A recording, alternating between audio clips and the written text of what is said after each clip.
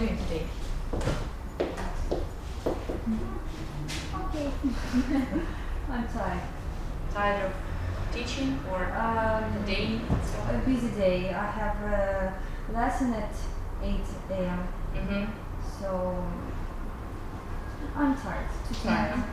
And one more lesson. So But it's only Wednesday today, yeah? So what will be at the end of the week? yes. Tomorrow I have the busiest day. 4 lessons. Okay. Tomorrow. So. Morning and evening and... Morning, evening, and during the day, like every 2 hours. Uh-huh. Okay, and do you need to commute a long way from one lesson to another? Yes, like from. You mean the distance? Yes. Yeah. Oh, okay. So yes. Time, distance. Like I have 1 hour to go from one part of the town to another part of the town.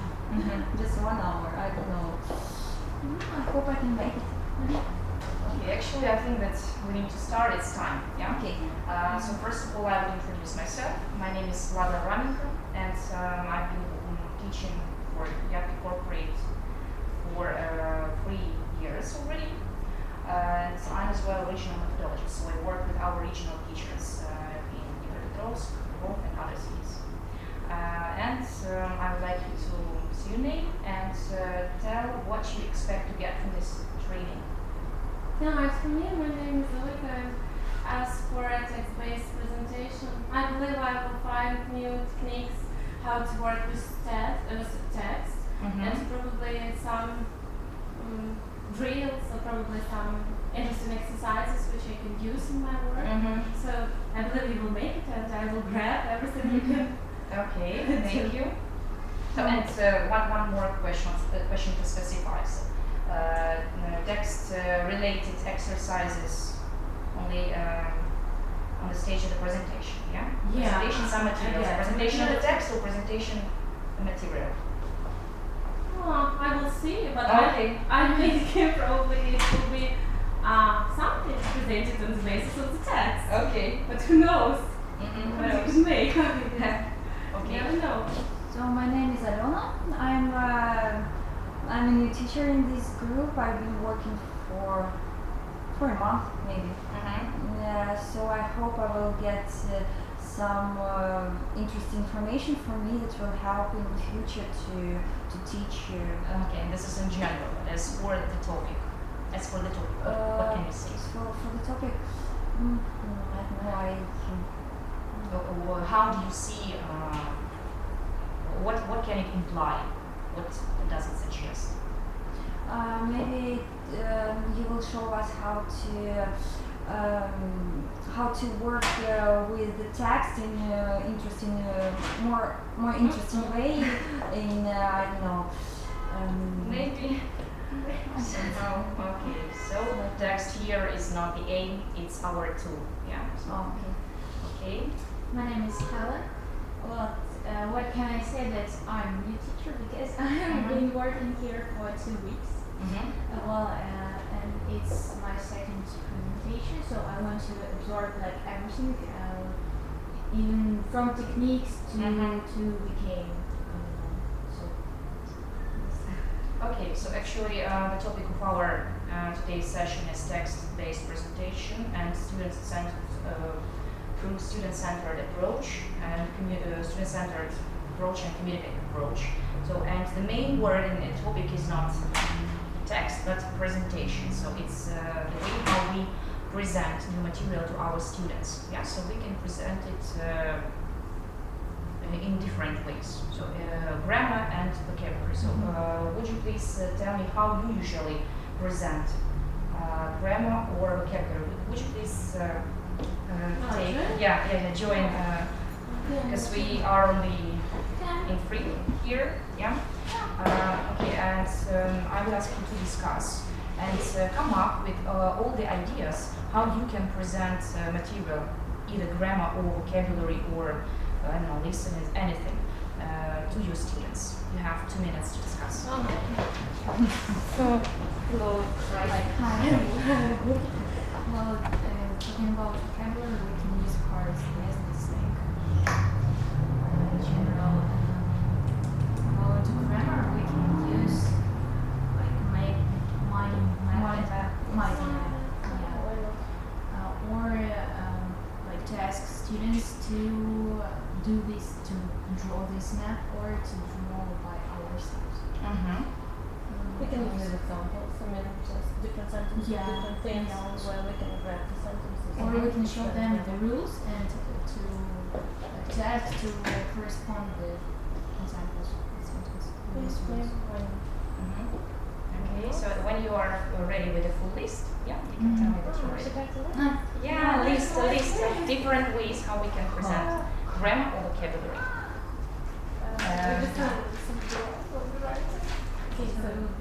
Vocabulary? No. Okay, Okay, vocabulary. Cards. Yeah. What is miming? Why not? Yeah. Games. Games, guessing is more. Yeah.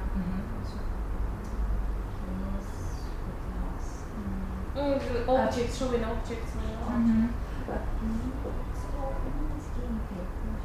Real games. Yes. Objects as well. Presentations. PowerPoint, you mean? Yes, why not? Pictures. Picture.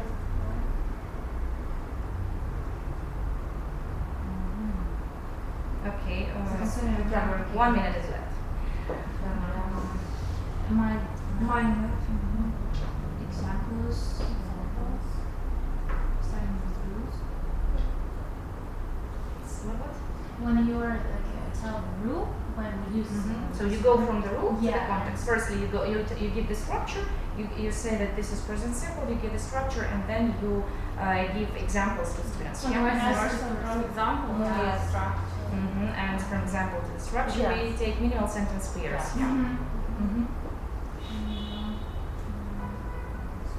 Okay, let it be. So vocabulary. What do you have in vocabulary in a presentation section?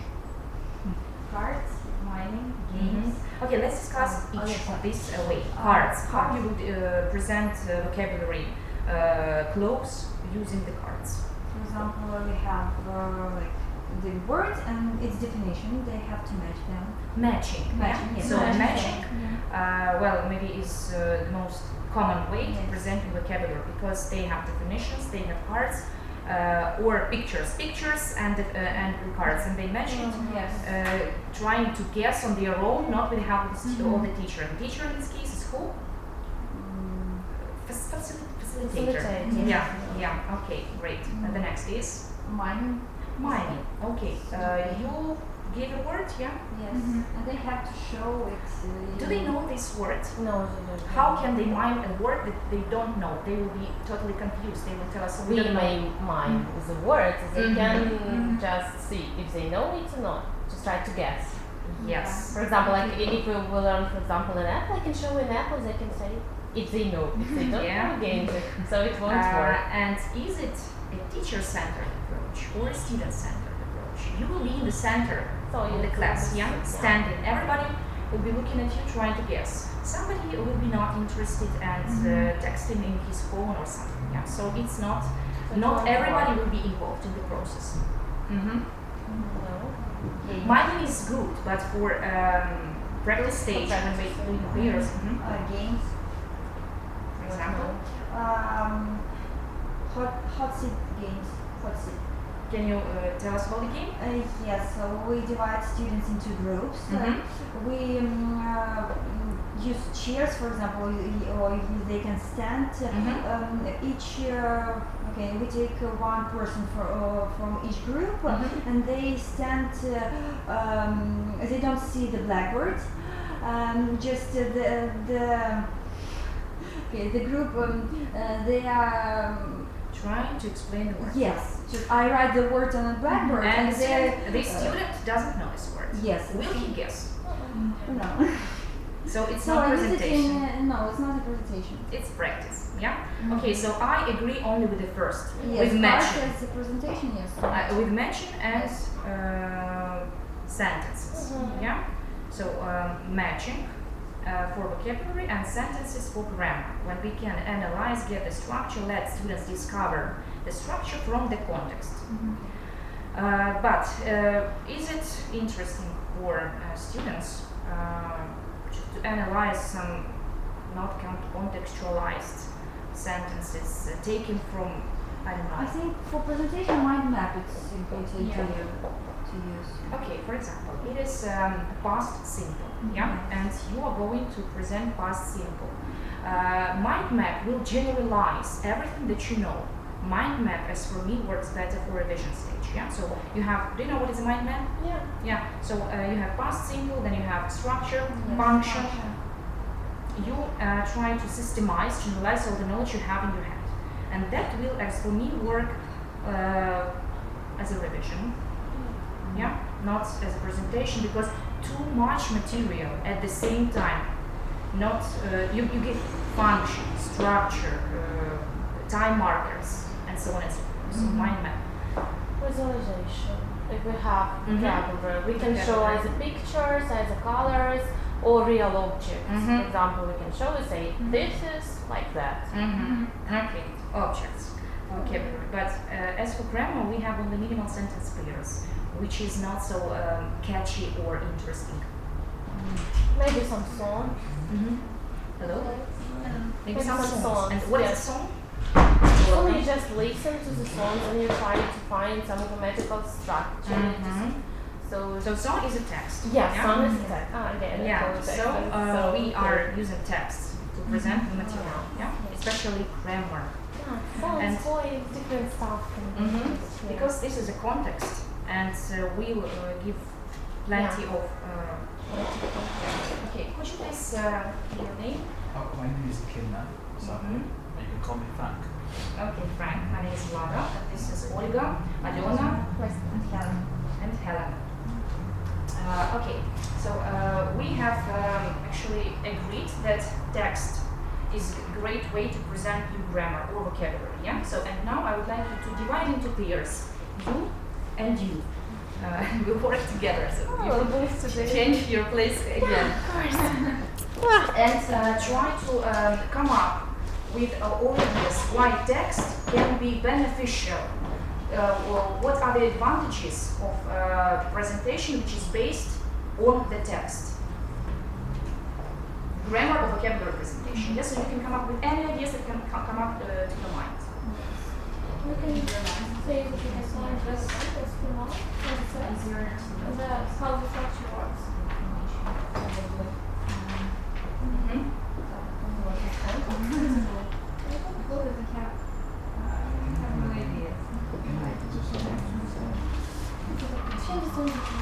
Just try to understand to say why is the text important. I just use it to understand, so we can use examples again and again. We can use the context to explain to them. Do you have any other ideas? I listen you. Text presentation in grammar. Yeah, something like that. Vocabulary Maybe type of vocabulary, not only grammar. Okay. I think most of the content. Okay, so for example, if we have words in Vocabulary can pick up they can get all the some words information they need, and then all the origins Yeah. just add it up. as well as grammar. They can. That's it for you? Okay, ready with your ideas? Ready? Yeah. And you? So many. So many ideas? Okay, We so have so many. how many ideas do you have? Why is it Probably beneficial? one or two. Okay, the first is the main thing. The main is that you have context, you have real example, you can use it and it explains the rule and trade. Yeah, so you have context, you have real life. It's meaningful for students, yeah? It makes I sense. will have the same idea actually. Okay, let's have a look what I have. Yeah. So why we use the text-based presentation? Because it's language contextualized, as you have already mentioned. Yeah. So we have clear model, meaning, form, then pronunciation and appropriacy. So they are contextualized. So we can develop students' meaning deduction from the text rather than spoon-feeding them. So they will discover grammar from the text. We won't give them structure and straight away. And these contexts can cover all the forms. So positive, negative sentences, questions, everything. Yeah. So the main actually point is that it gives context. Yeah? Okay. Will you please think of what types or what kinds of texts can be used when teaching languages? Just like poems. Okay, songs. poems. When can we use poems, songs? To train pronunciation, I mean phonetics, sometimes vocabulary, probably some grammar rules like To pronunciation. practice or to present? Songs. Sometimes to present and Mhm. sometimes to practice, depends Yeah. on what aim we Okay, have. so we can use songs. What else? Stories, I don't know, which are written in definitely tense because we can practice our tense using this story. So we can take maybe texts from our course books. Yeah. Okay, anything else? Dialogues. But I mean form. Dialogues, interviews. Yeah, for Interviews. example. So let's think of maybe authentic material that we can take. Can we use signs? How do you mean science? Hmm? Science, how do you mean? I mean, for example, a sign, do not enter the room. How can we use this sign? To teach what? Imperatives. Yeah. So actually we can use any piece of text which is, Abbreviation. To teach Yeah. vocabulary. which is appropriate to our topic. Can we use advertisements? Yes. Or okay, so let's have a look at the list of types of text that can be used when teaching language. So they are signs, guidebooks, literature works, texts, text extracts from your course. Sorry for print. Course books, language science, business correspondence. Yeah, especially when you teach business English. Why? You need to use authentic material because that will make it meaningful for your students. They will understand that it's widely and commonly used in the language. Then interviews, advertisements, manuals, songs, etc. Okay. Okay. Well, and how do you usually give reading to your students? So you have a text, yeah? What will you do with this text? So please think of,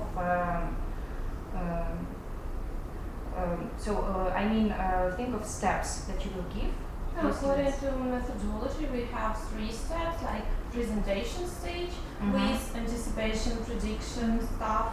Then we have like presentation itself. Mhm. Then training, preliminary training. Okay, but text, how you will you tell the students, okay, please read the text aloud or We can read it first sentence by read- sentence. Right, for me personally, first they read personally, then after they've read it, they can now ask, okay, if there are 3 of them in class, you divide the text into 3 parts. You read first part, while the person reads, we can make corrections on the vocabulary and everything. The second person goes to the next paragraph, and the other person takes the last paragraph.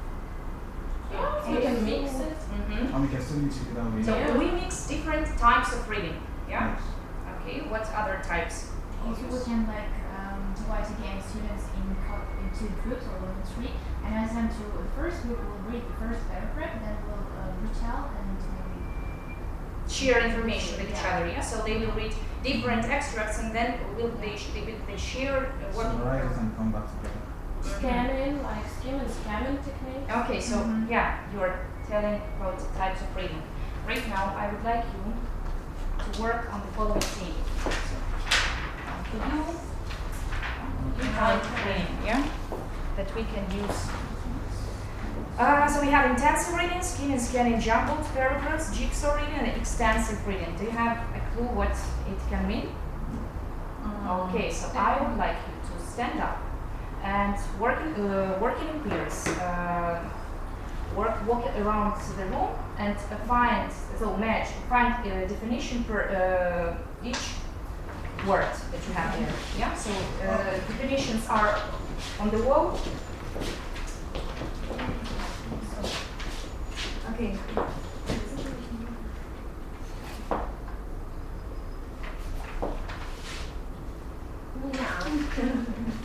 It's very easy. you put it down? So- Yeah, But also- in a nutshell, just some stick, some bullet points. I wish we could just use A.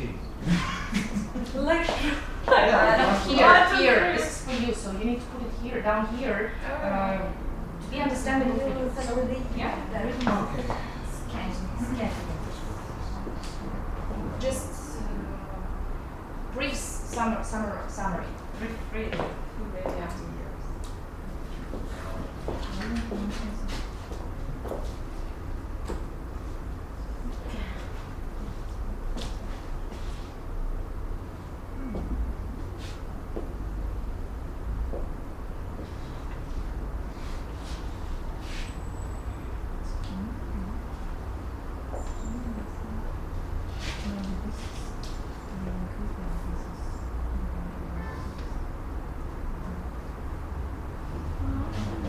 Just the last. Isn't that intense? no, I just should read up to the end.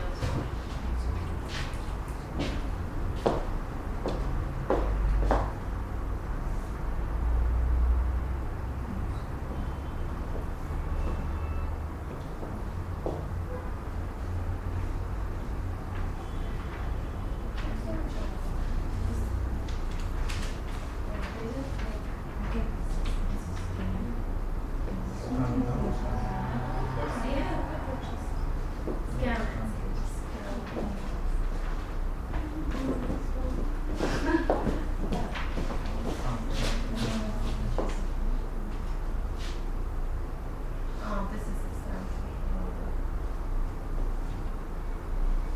Yeah, nice one.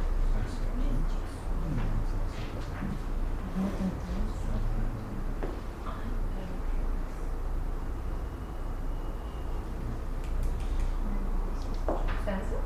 Yeah, well, Yeah, I just think that. Okay, let's see. Maybe. Yeah.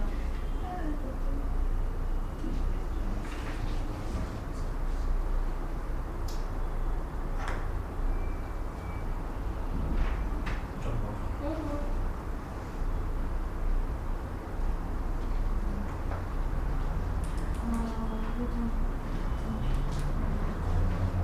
That one. It's not so sure. About this one.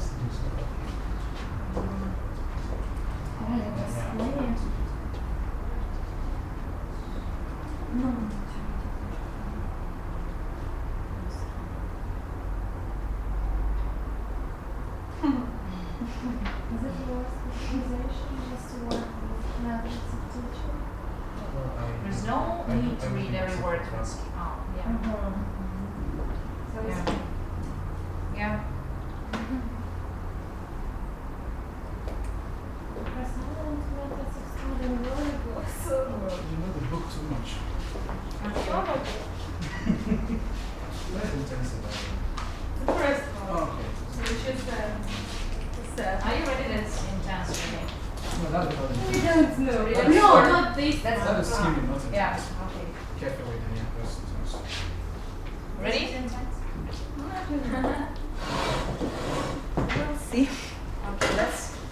Let's see what you have. So, what you have in extensive reading. Careful reading.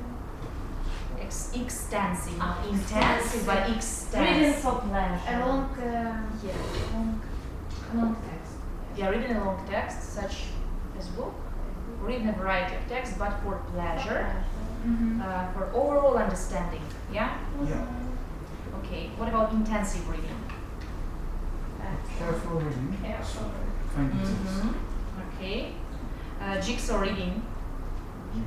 Splitting into parts and then communicating afterwards. Yeah. Into different parts on the same topic, and the parts are given to different learners to read. They communicate with each other and find out the whole message of different. So share information and then revealing the whole text. Okay. Jumble paragraphs. Mixed characters. So put in order. Okay. Scanning. Quickly, read quickly. So just Quickly. paragraph. Yeah. Skimming. Specific reading skills. Okay. Papers. Yeah. So we have a lot of types of reading, and we need to understand when to use each of them. Yeah. So please discuss when, with which purpose, and why we use this or that type of reading. Discuss in pairs, please. Okay. So when do we use intensive reading? How would you?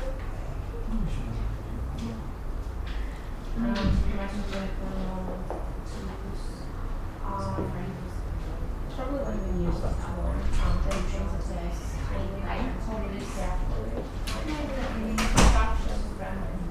Which please Or just to know some join the GDS group. I think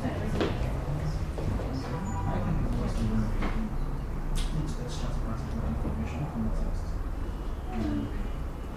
Let's say it's hidden somewhere in the text and it requires maybe well, the scattered in bits. It's a one text. When we learn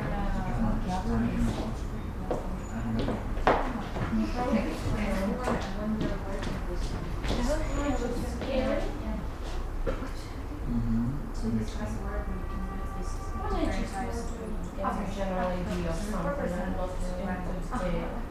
Okay. I think it's when So we have discussed the definitions, yeah, of Yeah. and now too we much discuss information and what's the purpose, when they can be used by a teacher. Okay. In the scan, I think I do the same thing. It's the same thing. But just pick a general Then I thing. guess one way to make a summary or something. Probably when you have too much information, little time, you need to split it to different tables. Just to get as much as you can.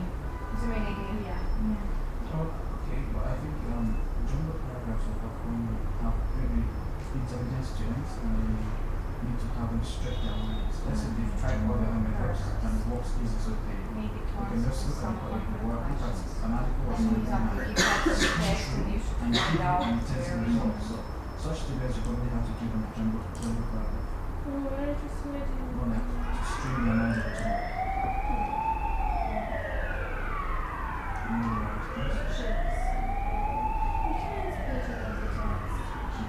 Can you create the same or Reading to understand or because the same activity is not just like read? You find such information, you find such, and then we can compare it. Well, it's nice to read it if you want. I'm not sure how much paragraphs. Yeah, I want that. That's the time you will. Yeah. This one will just list all the time.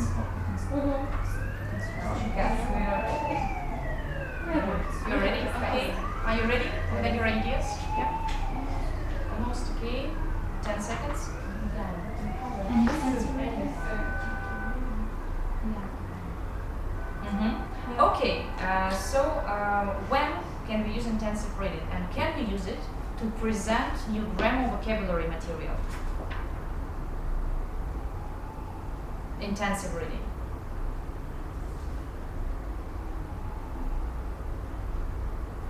When you are looking for a particular, when informations are hidden within the text and probably scattered in bits, then you need to do intensive reading to pick them up and they're joined together. Okay. On the same, you can draw grammar items, you can find them in the text, present them, and have preliminary training. Yeah. Or you can use extensive reading after scan reading when you are looking for a particular structure. So you find a structure and then you are listing the structure and placing it on the whiteboard and discussing it. Yeah. Okay. So we can use it as a part of grammar presentation, as a part of vocabulary presentation. But yeah. Okay. Any other ideas as for intensive reading? How or when we can we use it?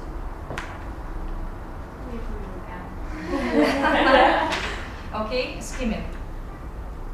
to catch the main idea. To catch. Main idea. Okay. Reading for a gist. Yeah. Yeah. So as a lead, maybe as a leading to our grammar or vocabulary presentation. So can be used as well. Yeah. As reading for the first time, reading text for the first time.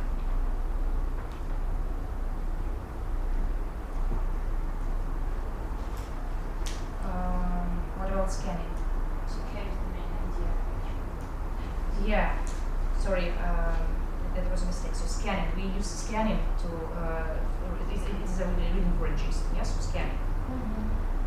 Or the main idea, okay, jumbled paragraphs. To answer to a concrete question, if you have like a test, you should find out. So here we are. So we put them in front. It's kind of, again, catchy, interesting reading. To make it more interactive for students, not to get bored. Okay. Can we use it as a part of our presentation? When we work with the text and then grammar, and it's all related to each other. Maybe, but generally we use it for training, probably not for presentation. Practice. That's for For practice when we For practice, we write. Practicing what? Oh, vocabulary items. How can we practice vocabulary? Jigsaw reading. Are we speaking about jigsaw or jumbled paragraphs? Jigsaw reading. Now we're speaking about jigsaw. Yes? reading. Yeah. Okay. No. And your question again. Your question again. The question is, how can we use jigsaw reading to practice vocabulary? Because I cannot get it. How can we use it to practice vocabulary? For example, some vocabulary items goes like phrasal verbs or something like that. You can find it in different parts of the text and see how does it work. Or explain the meaning of the word, because some words can have like the first meaning and additional meaning. You can find in different paragraphs of the text and see how the word works in reality. Okay, but students are reading different parts of the text, yeah? On the After- same text, different Yeah, parts. then they share their... Then they share their ideas. Okay, and then? Then So they it's- give their own examples with the Mhm. word which was used in, for example, in the first part of the text. Yeah, but maybe that's not the purpose of jigsaw reading. Yeah, so it's again, it's kind of leading. Yeah, it's not the purpose of that. Okay, extensive reading. Used when you want every detail to out. Every detail. Is it for pleasure? It is for pleasure, just we have a lot of time and you. And do you concentrate on details when you read books? No, we do not concentrate. It's more like just get the main message and just follow. Create a flow with it. Let's enjoy it. It is Okay, do you use this technique in for your classes? speaking, probably. When they read and they try to tell us what they have read about, so we develop But it's them very extensive, monological. it will take a lot of time, yeah? Yes. So can we do it on the lesson? Of course not. Yeah, we can do it as a home task, yeah? As a Home home reading. task. It is a long text, so Mhm. around that time. Okay, what's the purpose of extensive reading? To enrich your vocabulary, of course. You can pick new words and phrases. Will we remember. translate each and every word from the Oh text? no, we need only 75% from the understanding of the text and it will be enough. So students won't translate Each word. They can translate what they want or what they do not understand. Okay, which and if they depends do on- not translate anything at all, they just read for pleasure. So is it for enriching vocabulary? It won't make sense anyway if you just read without understanding. It just wastes your time. If you get 80% and you see words that you have already, learned before, yeah. So So they go with your passive, probably. they are activating vocabulary that they have in their minds. Yeah. So if you see it for the first, for the second, for the third time, then you will activate it in your speaking. So that's again, that helps to activate passive vocabulary. Okay. So it's about the ways. It's about the ways how we give reading, the types of the texts that can be, and I would also ask you. What criteria do you use when choosing texts to give to your students? How do you choose texts for the lessons? It depends on their level, on their interest. Okay, make up please. Please make up a list and then we'll discuss the list. Okay. A list of criteria. So first level.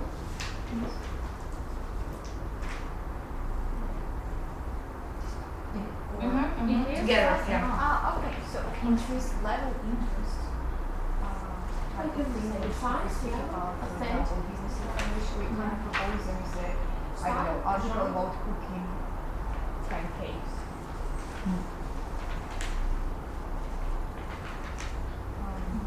It also depends on social group.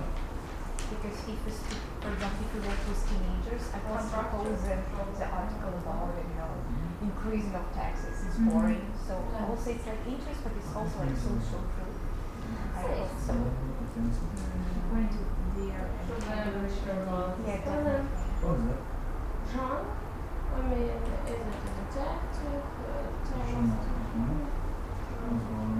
structure. Yeah, I think there is a main. I think we might have to look at the interest of the student themselves. Maybe That should consist of vocabulary.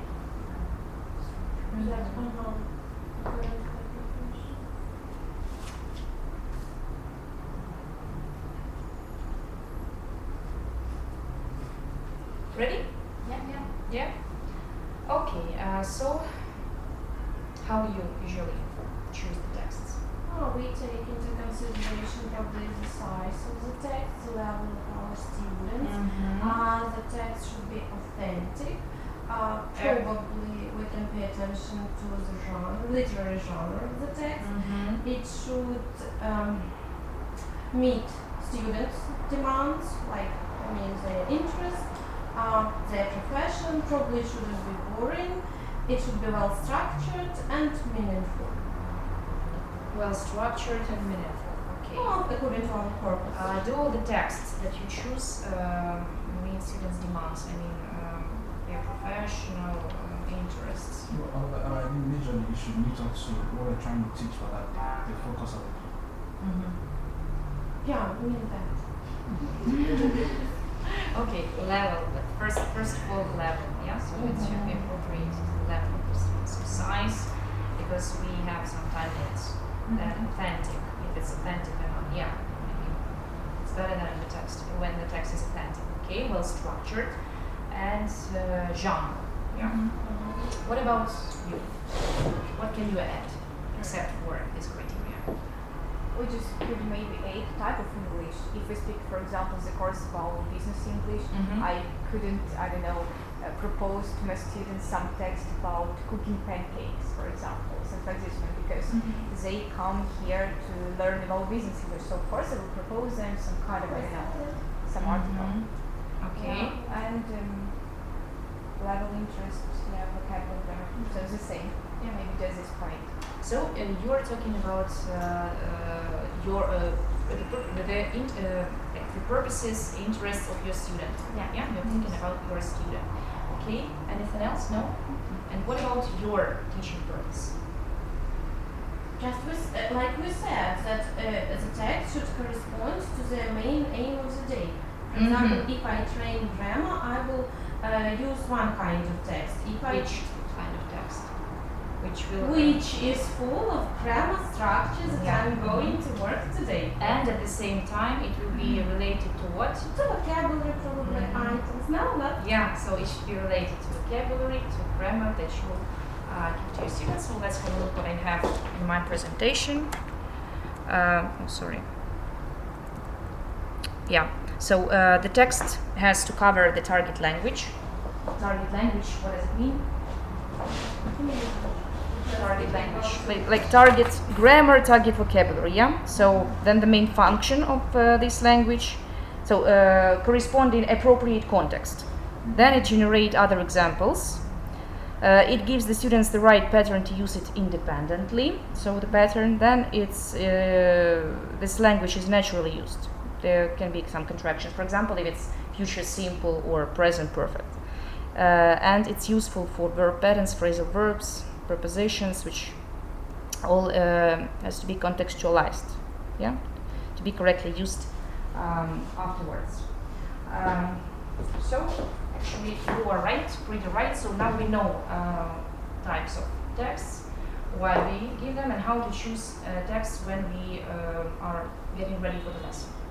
But what are the stages? So when present grammar or vocabulary, we need to follow some steps to be so that it was understandable, clear, and it should make some sense. Yeah. So for the students. So please come up with your ideas of what you do on the pre-reading stage, reading stage, and after reading stage. Yeah. So please describe every single step you will take. You have 3 minutes. But we learn something on Okay, the basis for of example, the text. you have so we you- use the text. Or we just Yeah, work you with have it. the topic, for example, past simple, and you have already found the text. It's okay, it's appropriate.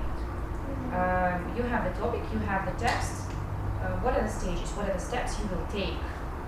For example, first of all, I will think of the leading, somehow think of some leading to this topic, yeah? Well, I think I'll ask the questions about this topic. This subject, what do you know about it? Just like it's very interesting. Yeah, it's just Before we show the questions, now trends, for example, say the headlines. For example, I don't know. And I know what they know. Okay, for example, Margaret Thatcher. And everybody knows that it was in the past, right now she is dead. So guys, what is the important what we are going to read about? Okay, about Margaret Thatcher. Okay, who was it? She was a prime minister in Britain. Okay, cool. Is she alive? No, she is dead. So in what tense do you think we are going to read this text in? Oh, maybe in past century. Yes, because she's dead. And yeah, look on Okay, but if they don't know past simple, ask them. and okay, say- they don't know right now. yeah, so it's presentation. Yes. So past, here we are, past simple. Okay. So like The questions should come after the first reading.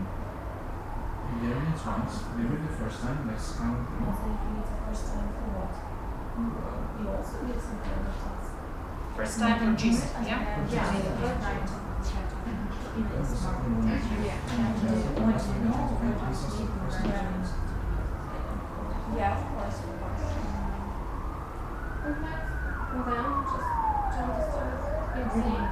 Actually, read comprehensive. Yeah, Now they have some. The Margaret Thatcher was, so the students, for example, read it as in this partisan and try to concentrate like this is what was, it is our past norm, it's our representation, and we make the presentation, how can we use it, true or false, and Sentences, so true or false, according to the text. it's reading, yeah, it's reading, so like the same presentation. So like multiple choice.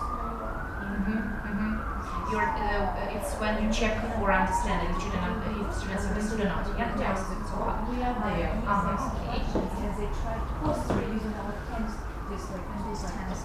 Yeah, yeah. To get prepare something using the constructions for the text. Sometimes let's move a lot to their own creative. Yeah, okay.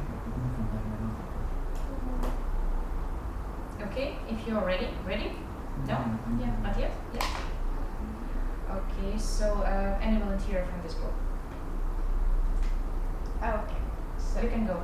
Okay, Why? please come over here. Okay. Yeah, and will you please present all the stages, like step by step, 1, 2, 3, 4. Okay. I'm doing the speaking. Don't worry. Now let it be. It's not a problem.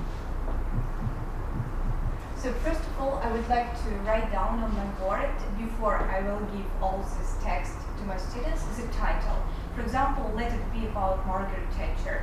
So they will see Margaret Thatcher. Okay, guys, do you know who is it? Yes, we know. Okay, so she was a prime minister, yes, in Great Britain.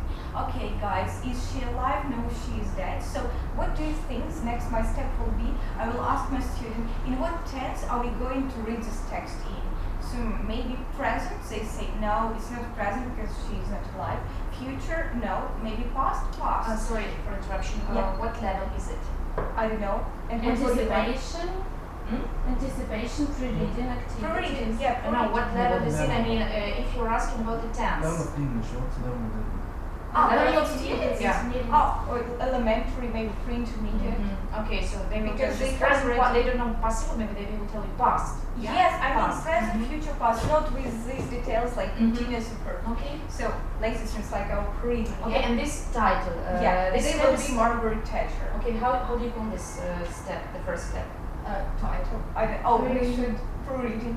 Pre-reading, leading in. Yeah, Leading. yeah, like okay, pre-reading. Or lead in. Okay, why not? Okay. Okay, so the next will be we are going. What's the purpose of this leading?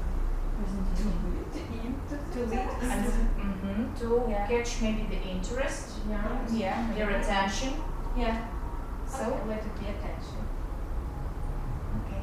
So the next step it will be our main reading. Yeah, we are going to read with our student, and I'm going just maybe to interrupt them after some phrase like Margaret Thatcher was the Prime Minister of Great Britain. She was born and so on. So I will stop my student and say, look at this one.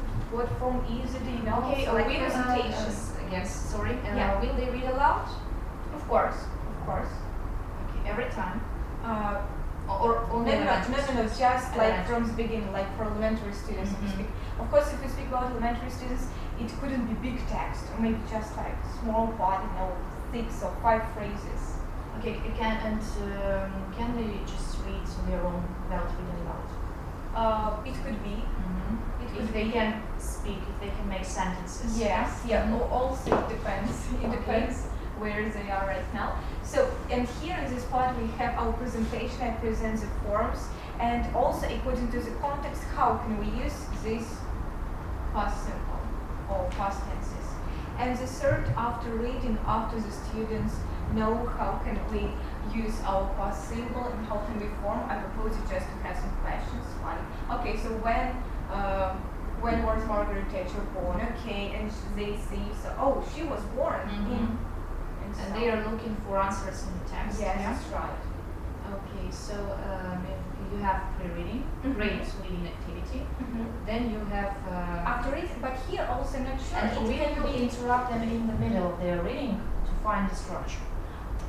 maybe no. It's better after reading. Let they read, and after I just stop and highlight these phrases like was or learned or stopped and so on. Okay, so so first of all we should have some reading for gist.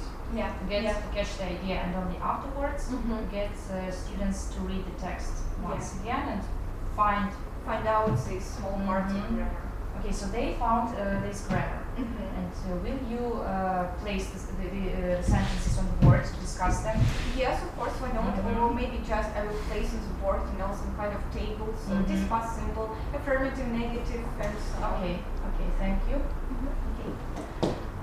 What would you change, or what would you add to this structure? Any volunteers? Okay, I'll be volunteering, what to say. According to pre-reading stage that I use in my work, I use anticipation and prediction stuff. Probably you are not aware of them, but still, anticipation is like the same as you have lead in, right? The students should anticipate what they are going to read about. So I'm going to get the interest, I will ask some question that will lead them to understand. So the same as lead, and probably they are synonyms. Probably this concept is narrower. Maybe. So Then a kind of prediction.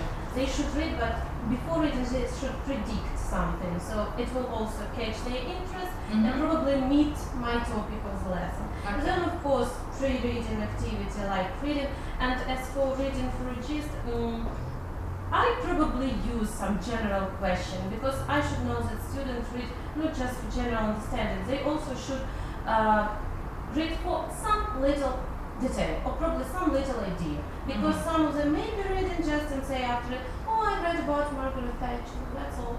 Probably I will ask, read for the first time and find when was she born, or for example, something like that. So you will somehow check the understanding. Check the general understanding reading for the gist, first reading. then using some questions, check how Only one question. It Mhm. will also just be for general understanding.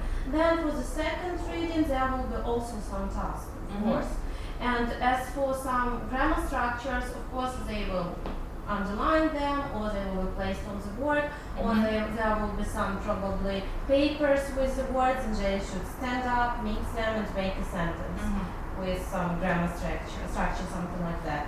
Post-reading activities, probably to have general comprehension check, like true or false sentences, multiple choice, and this way I will also train the structures I have found during the second reading.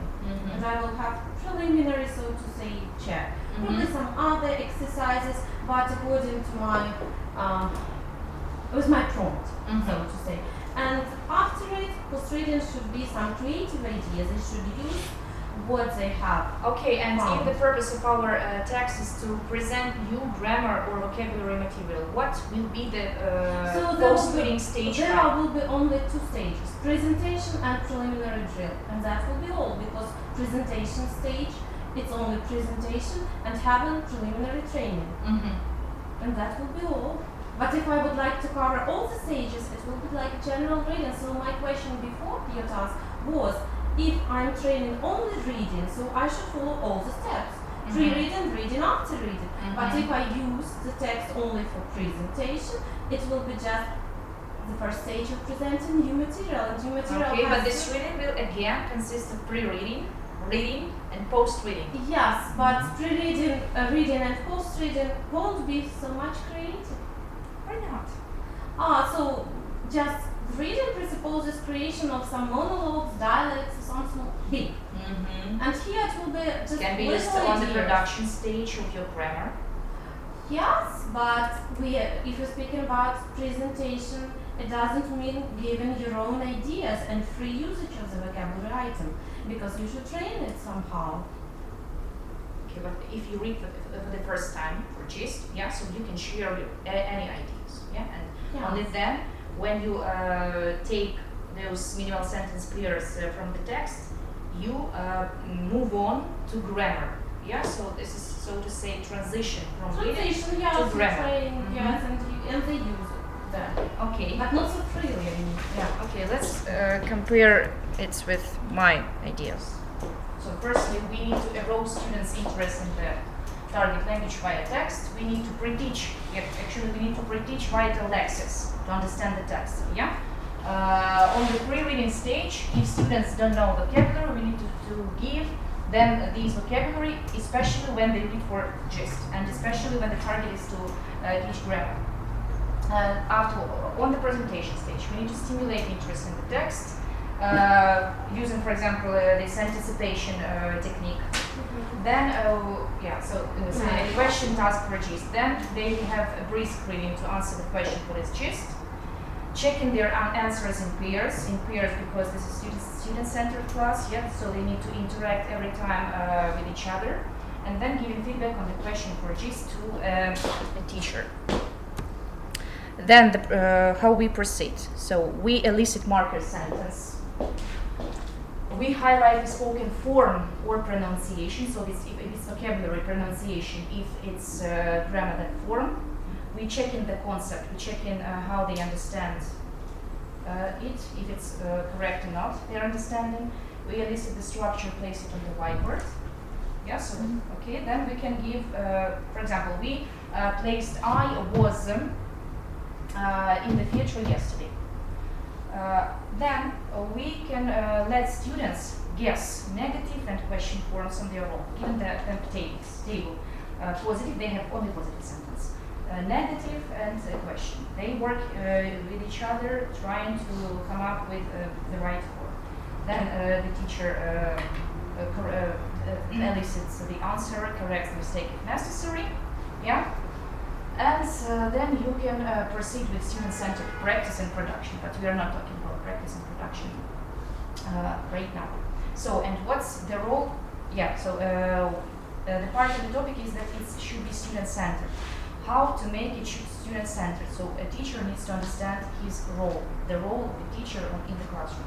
So the teacher is not a star who is speaking all the time, and students are listening to this brilliant speech or something. Yeah, so they need to practice. They need to activate and consolidate the knowledge they get. So please think of the role that a teacher in a student-centered text-based presentation has. Facilitator, helper. Facilitator, yeah. So you can act as a facilitator. And what? How will you help them? In what way? Probably I can use some additional material for them to use. Probably some little prompts that they can also use in their speech, but I won't speak probably. Okay. Facilitator, yeah. Other roles. So the first, as for me, role is organizer, because you organize the process. So we need to tell students exactly what the reading purpose is. We give them clear instructions about how to achieve it and explain how long they have to do it. So time limits, yeah. So be aware of time limits. Once we have said we have 4 minutes for this, we shouldn't change it, yeah, that time, unless observation suggests it is necessary. Then we are observing the process. So when we ask students to read on their own, we need to give them space to do so. So this means we need to restrain ourselves. You know, when you want to add some information, or you want to clarify or to make your instructions more specific, and you are bothering your students. Okay, then feedback organizer. So you will organize feedback after reading. And prompter. So when students have read the text, we can prompt them to notice language features within it. We may, as controllers, direct them to certain features of text construction. So organizer, observer, feedback organizer, and prompter are all our roles. Yeah. And right What now, about participant? You can also participate. it's maybe if you do not, for example, have 6 people, you have 5. how. Well, for example, if you give the task, just make up dialects and you have only 5 people, the 5th one will be just You are a facilitator. Yeah, you act as if you are a peer, but you facilitate. Yeah. Okay, I right now would like to give you some pieces of text, if you don't mind. 1, 2, 3, 4, 5. I have 5. We have 5 people here.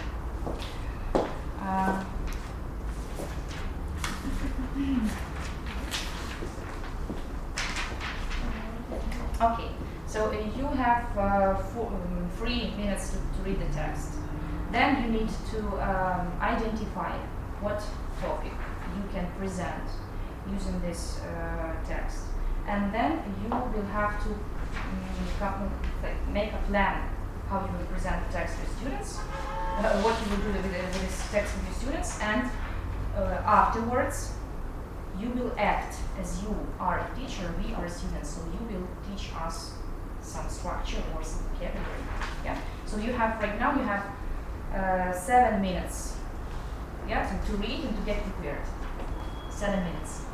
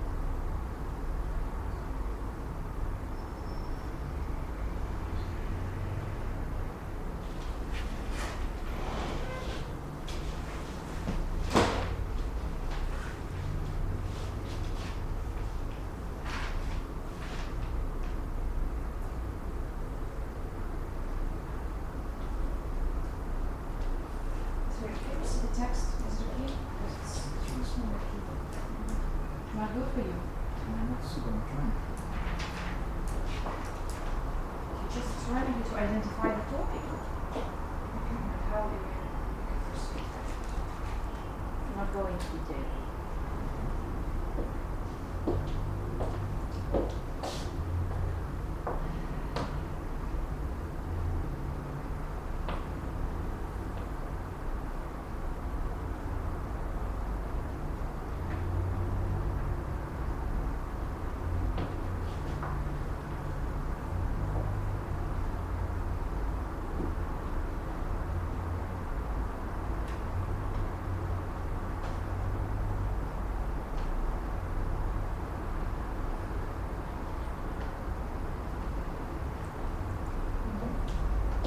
So have you identified the topic?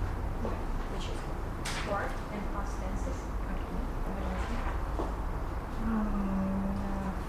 Family and future tenses. Okay. Right, yes. Past tense.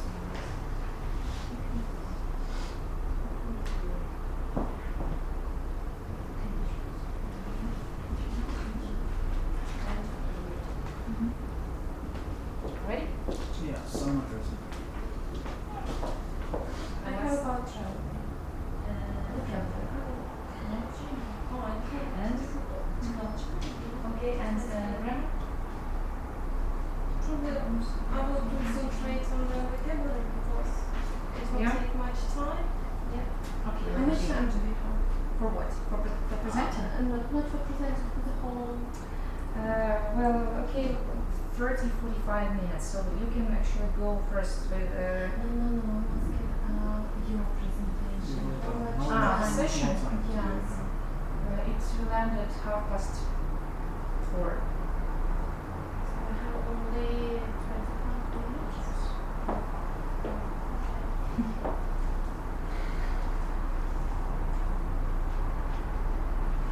I would really appreciate if you could somehow combine vocabulary and grammar. Okay. You want me to write? Huh? I meant to write down the things. You can. But I don't want to do it. If you don't want to.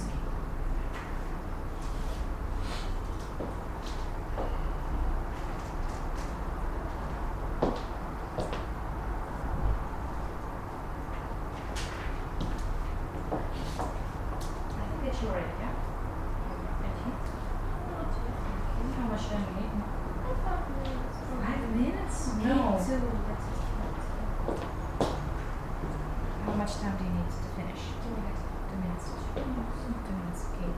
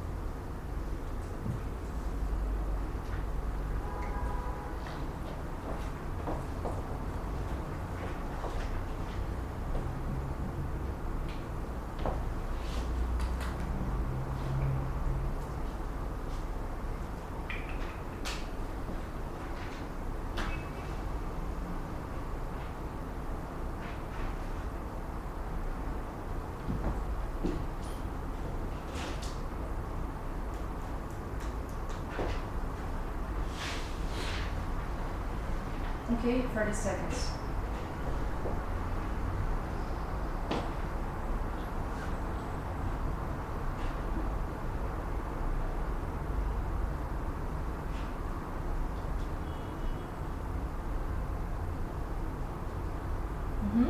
Ready?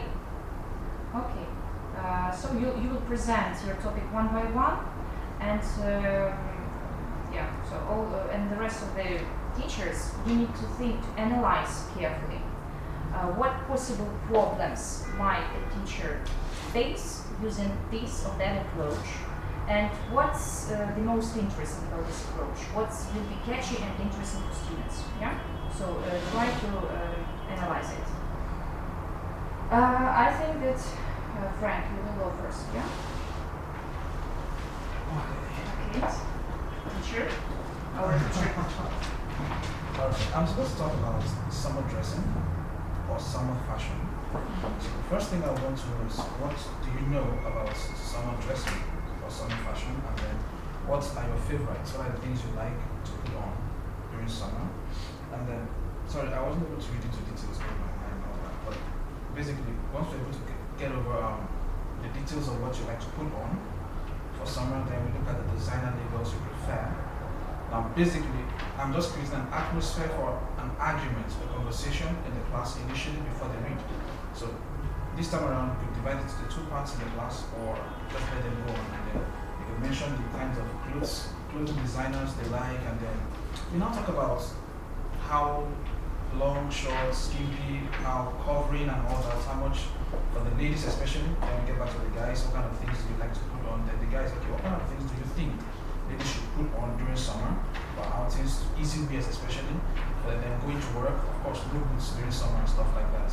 Then where can you find such things? And then after that, we can now go into the main text to read through. Then after the reading is done, initially, after the initial talk, I just allow them 1 minute, 2 minutes to scan through the whole article. Then I look at the questions we need, and we tell them, okay, now go back again, read the details. Then after the reading and details are done, then we come back to answering the questions one after the other. Thanks. And how much time will it take? Maximum 10, 15. 10 minutes mostly. Okay, 10, 15 minutes. How would you comment on this type of? Everything is okay. And what is okay? What did you like most? I like the idea to divide the ideas, like for women and men. It's good to ask before reading, what do you prefer, what you don't like. Okay, so how will you present new words? New words from here. Well, basically, most students I deal with, most times when they read through, they always find the words they don't know. So by the time they're reading, most times I tell them, okay, do the first initial scan. You finish scanning through, then I now divide them into groups. Okay, you read first paragraph, second paragraph. So as they read, any word that is not usual. All the words not related to the topic you teach, yeah? Yes. Okay, but what if Or even we... if it's related, but it's new. A word maybe that is not common, not commonly used, but it's within. I just ask them, do you know what this means? Then 1 or 2 people would know, and then they can talk about, they tell us, then we continue. And if nobody knows, then I have to tell them what it means then before we proceed. Okay, and if you want to focus only on clothes vocabulary, would you, for example, ask them to so maybe to skip all unknown words that do not relate to clothes? No. The normal thing is, what I normally do with my students is, when you get to read on your own, write down all the words you don't know. The essence is for them to know English, not just fashion English. In this case, you teach not the topic, but reading itself, yeah? But if you want to concentrate on the topic, I think that it would be easier, easier and more appropriate to concentrate on those special... True. It's just that sometimes it helps them also understand the text better. So, from time to time... Yes, just from time to time, just the necessary ones, but mostly it depends on the purpose. Yes. Yeah? And if our purpose is to present vocabulary, only vocabulary connected to fashion. Yes? Focus, Okay. Thank you. My topic is technology and probably some grammar constructions such as adjectives and degrees of comparison of adjectives, but according to technology, it is like a little bit of traveling plus technology, something like. So before reading, I will ask some questions like, do you like to travel? Where do you like to travel? What kinds of traveling do you know? What were in the past? What do you know about today's ways of traveling? And what about future? And after it, I will divide students into some groups and I will ask, if we travel, you have some emotions, so what kinds of them? I will train adjectives and I will put them on the board, and then I will ask if you would like to highlight and probably or make your emotions higher. What do you use? If they know, we will come to a degrees of comparison. If they don't know, I will try to explain them. after it, when they have the basic idea of adjectives and how to compare them, we will read. And before the first reading, I will have a question. So, first reading, read please and find what new technologies were invented for traveling. So they will read and find. And the second reading will be divided. Some of them will find adjectives connected with just traveling, so the zero stage, so to say. Some other group will find adjectives which are higher, so something like better, stronger, something like that. And the third group will try to find the highest degree.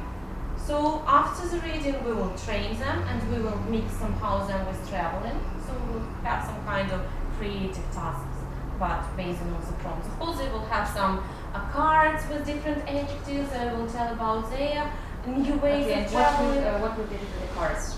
They will take a card, they will see what is written there, for example, Paris. And they will try to tell, I use new ways to travel to Paris, and my traveling was brilliant, but for I had no money, it was not so good, it was worse. And so given the prompt, they will train the degrees. Okay, will you teach the vocabulary before reading the text? No. Yes, of course, if I see and if I guess they won't know any word from the text, I will put down on the words and words. Before reading. Before the second reading or before the first reading? Probably before the first reading and have the preliminary drill of them. Or probably before the second. Doesn't. Of course, it's better before the It second. depends on the purpose. Yes. It depends when on the purpose. the first time they read, find the gist. Yes, get the gist. yes. Yeah. To answer my question, I will understand if they know or what they don't know, and then I will explain some words. Then we will drill something like that. Probably some ideas girls you have, so you can help me.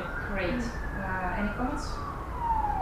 Comments? Did Oh, you like? You didn't like it? Yeah, that was good. Why? Why did you like it? It was because it was cool. Probably you have too much information for us to go at one class, and we are not used to it. So it's just much interesting information for usage. So many stages. I think it's okay. Yeah. It's her style. So Yeah. it's unique. Thanks. Thanks for the compliment. Okay, so it would be catchy for Yes. students. Yeah. So it would catch their interest. I hope. Thank you. Okay. So I have famous cheating moments in sport, and as my favorite thing, I would like just to put this title on my board and to try to understand if the students really understand what's cheating, or maybe give some examples just to understand the title. Okay, and how do they understand it, or what kind of cheats, maybe cheating, do they use in their real life, not just in sport, like no, in exam, or maybe just in exam.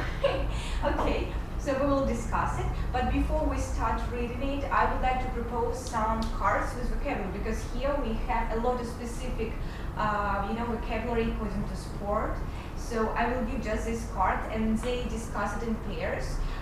What could it mean? Of course, I just go around and try to control it. And the most maybe the most difficult words I will write down and we will discuss all together. Words? Words. The meaning, yeah? Yeah, of course. No, just the words. Like for example, let it be. It's not interesting. Scored. Like for example, to score. Yeah. So do you understand? For example, some student understands, but another no. So let's just discuss and try to find out the definition. Or maybe it's better to give all these cards with words and the definition, and let they together just match it. Okay, And by maybe this way, they will understand the meaning. and of it the would words. be more student-centered, yeah? Yeah, maybe this way it is better, just didn't think about it. Okay, after that we are going to read about it, and here as the first reading will be on their own, and before the second reading, while they are reading, I will write down some words, some expressions like for example, Maradona had scored, or it was partly the hand of Maradona, and so on, just to present some grammar material. And after that, when they finished, I will give some, just how they understand this text, but I'm not pretty sure. frankly speaking, I hadn't enough time to think about it more. Mm-hmm. Okay, maybe it's right now questions, maybe after. No, maybe yes, right now how they understand. Yeah. After that we will speak about vocabulary, grammar, and I will give some kind of chart, yes, Mhm. with like positive, negative form. After that practice, it could be like, take the phrase from this one, but without verb, like in Mhm. brackets. So, okay, you have the same phrase in the text, just put it in the correct tense, because here I have past simple, past perfect, and past continuous. Mhm. So choose the appropriate tense. And after that, maybe the questions with more details. Like this one. Okay. But Okay. frankly Do speaking. you think that this approach will face any problems, any misunderstandings? No? Any ideas? Sorry, I want to ask. Yeah, of course. This approach, is it for all students, all classes? Sorry. This approach of yours, Yeah. do you think it will work for all kinds of students?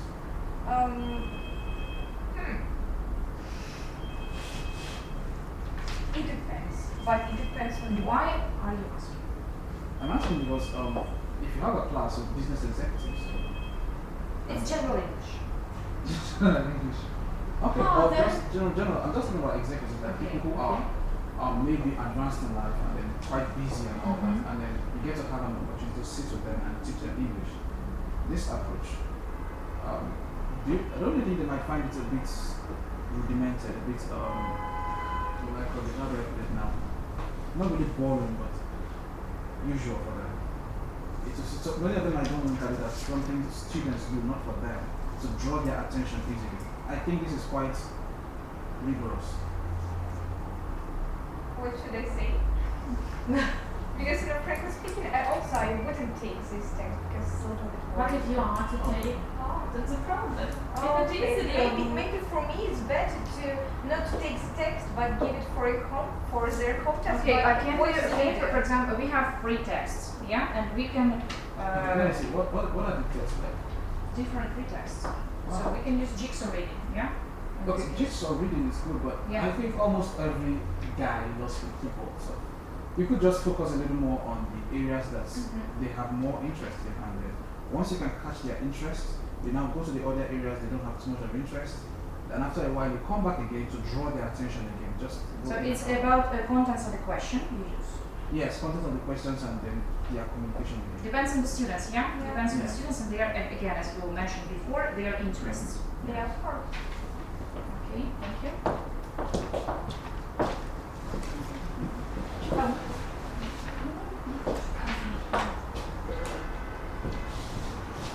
Well, my text is both like sometimes we're making to some people to make it to do a favor for us, or we are persuading them again to do something for us, and it's like topic is vocabulary and different words and conditional sentences. Okay, so topic is, sorry, conditionals.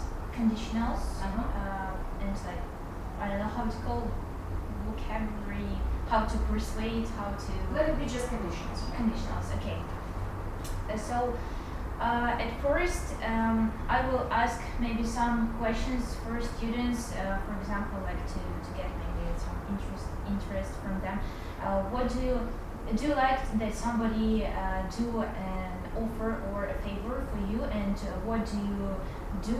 How do you how you can persuade this person to do something for you? And then I would show some words which are in this text, they are related to different professions, and Mhm. I will maybe write down on the blackboard and ask them to explain, or again to discuss this, or to give the explanation, and they have to try to Okay. give the explanation. Then we will read the text, and also I will pay attention to the conditionals. If there is the second conditional sentences, so I will ask them to review the first one. I guess they have to know this if it's like the second one. after this, I will explain this new topic, this second conditional, and maybe after this I will again ask them to read, not to read, like to scan the text and to highlight these conditionals and to detail or to answer some questions true false to check their understanding. Okay. Any questions? Yeah, I have. Can you, just for my interest, can you give an example of the second conditional? If you wanted to persuade someone to Oh, okay. From the very start, you use do, you, and so on. Probably you can use immediately. Just write on the board, what would you do, or what would you have done if, and you will train it before the text, and they will be acquainted with it, and probably it will be easier to find them in the text, and then to explain. Yeah, even if they make mistakes. Even if they make mistakes. Because after it you say, I would ask them about what they know about the second conditional and the first. I'm sorry, if I don't know what is zero conditional, what is the first one, I just know that if I did, I would. Yeah. I wish I knew. The structures I know, but This information can be redundant, yes? because in You'll get them some books confused. they do not just write about conditionals, they just write the structures, and people learn the And the structures function of the and the structure. functions, Yeah. yes, and they just remember, I wish I knew, if only, and they just immediately give the answer. Probably it will work. But your idea is also very nice. Yeah. Okay. Thank you. Well, Thank you.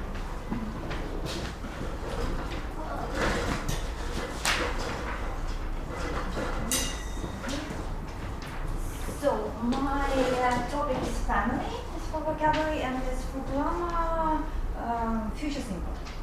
So I will start before reading, before giving the text to students. I will write some maybe words on a blackboard. For example, a mother, father, sister, brother, and then we'll try to guess what we are going to talk about.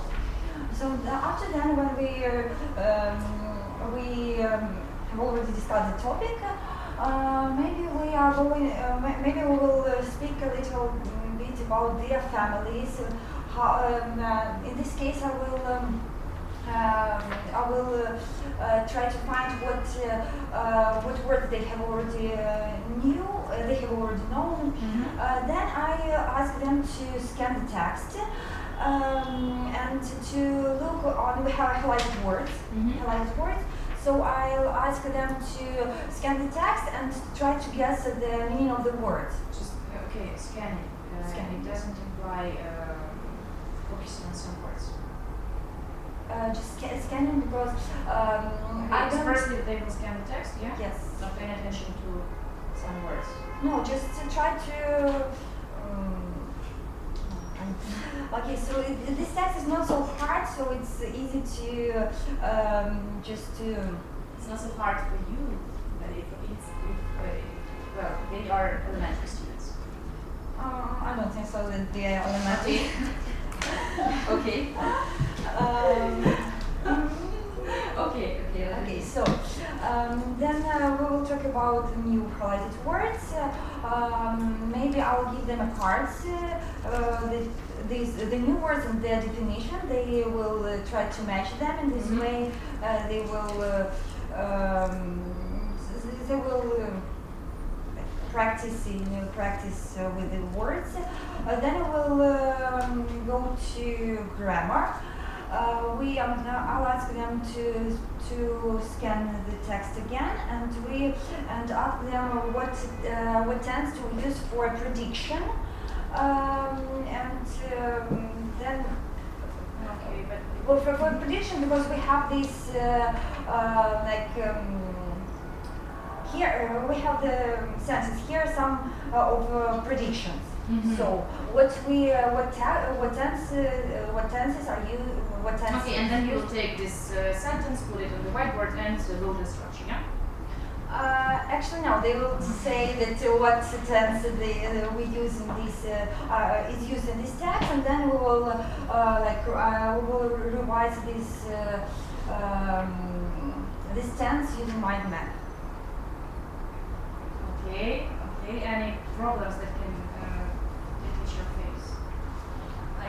they don't know these trends, how could they? I think that they have already know this tense because Which tense? future simple. Yeah, it's Future simple is- you're presenting future simple based on this text. The lexic, but the vocabulary is. I think that they know this tense, so it's It not. doesn't matter. Your task is to present. Yeah, you present. present it. Sense, yeah. Okay, but you present vocabulary, but not future simple in this case, yeah? Okay. That seems to me too much reading. Read for the first time, Scan then for for the the first, second, but for the then for the third, they second, will be yeah. bored. Only maybe So two if I don't times. if I don't present grammar, so they will scan just for one time. That's it. But you want to present, and they should read 2 times, not more. So Just they how are to going to do read it. just one time. That's it. Yeah, one time for gist, some discussion. Then you direct their attention to some grammar structures for the second time, yeah? Vocabulary again. To find some sentences. Okay. Any other comments? Okay, thank you for coming. Actually, I would like just to stress that you always need to relate the text and every task that you give with a purpose. Yeah, so it should be purpose-based every time. You need to understand why you do this or that and what you expect from the students. And imagine yourself in their shoes. How will they react to this or that task? Thank you. Yeah, I would really appreciate your feedback. Thank you for brilliant presentation. Thank you for coming. I hope we will And use for your some brilliant methods. ideas. Yeah. Brilliant Your ideas. ideas. We will use them, of course.